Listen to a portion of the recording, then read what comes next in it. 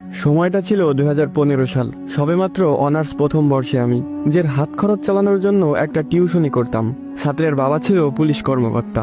হঠাৎই তার ট্রান্সফার হয়ে যায় অন্য কোথাও, তাই তারা চলে যায় আর আমার হাত খরচের একমাত্র মাধ্যমটাও হারিয়ে যায়। তখন আমি অনেক খুঁজেও একটা টিউশনি জোগাড় করতে পারলাম না। তারপর একদিন রাতে আমার বন্ধু আবির কল করে বলল একটা টিউশনি আছে, ক্লাস 9-এর একটা মেয়েকে পড়াতে হবে। মেয়ের বাবা ইতালি থাকে, তাই বেতন নিয়ে কোনো চিন্তা নেই, বাড়িয়েই দিবে।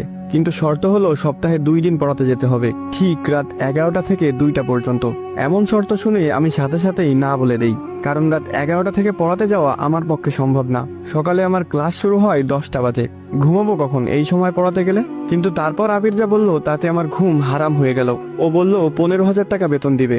এবার ভেবে দেখ, তখন আমার কাছে 15,000 টাকা 15 লক্ষ টাকার সমান। আমি খুশিতে গদগদ করে হ্যাঁ বলে দিলাম। আবির আমাকে ঠিকানা টেক্সট করে দিল আর বলল শুধুমাত্র শনিবার এবং রবিবার রাতে যেতে হবে। আমার কাছে বিষয়টা কেমন জানি অদ্ভুত লাগলো, কিন্তু টাকার নেশায় কিছুই মাথায় নিলাম না। 2 দিন পর শনিবার আমি রওনা দিলাম আবিরের দেওয়া ঠিকানা অনুযায়ী। শহর থেকে অনেকটা বাইরে হিন্দুপাড়া নামের একটা গ্রাম আছে, সেখানে বেশিরভাগ বাসিন্দাই হিন্দু ধর্মের অনুসারী। আমি সেখানে গিয়ে একজনকে ঠিকানা দেখিয়ে বললাম, ভাই এই বাড়িটা কোন দিকে বলতে পারেন? সে আমার দিকে কিভাবে যেন তাকিয়ে থাকলো কিছুক্ষণ, তারপর বলল সামনে গিয়েই একটা পুরনো বিল্ডিং পাবেন, ওইটাই আপনার ঠিকানা। আমি সামনে হাঁটা শুরু করলাম। একবার পিছনে তাকিয়ে দেখলাম লোকটা এখনো সেই অদ্ভুত ভঙ্গিতে আমার দিকে তাকিয়ে আছে। কেমন যেন একটু লাগছে আমার ভিতরে, মনটা সায় দিচ্ছে না যেতে।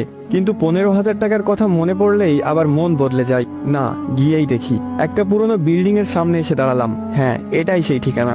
11টা বাজতে আর 1 মিনিট বাকি। আমি গিয়ে দরজাটা নক করার সাথে সাথে দরজাটা খুলে গেল।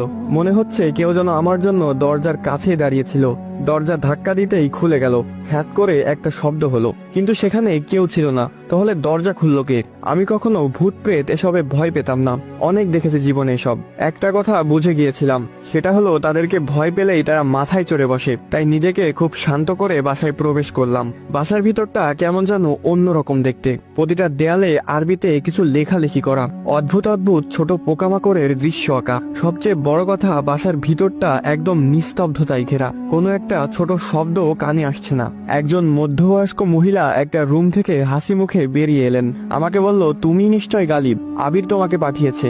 আমিও একগাল হেসে দিয়ে বললাম, জি আন্টি। তারপর আন্টি একটা রুম দেখিয়ে দিয়ে বলল, ওই রুমে যাও, রিশফা ওখানেই আছে, দেখো বাবা, ভালো মতো পড়াতে হবে, ও অনেক ফাঁকিবাজ।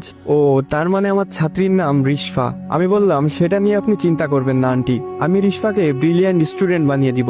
এই বলে রুমে গেলাম। দেখলাম রিশফা এক মনে খাতায় কি যেন অঙ্কন করছে। আমি গিয়ে হালকা কাশি দিতেই সে উঠে সালাম দিল। আমি সালামের উত্তর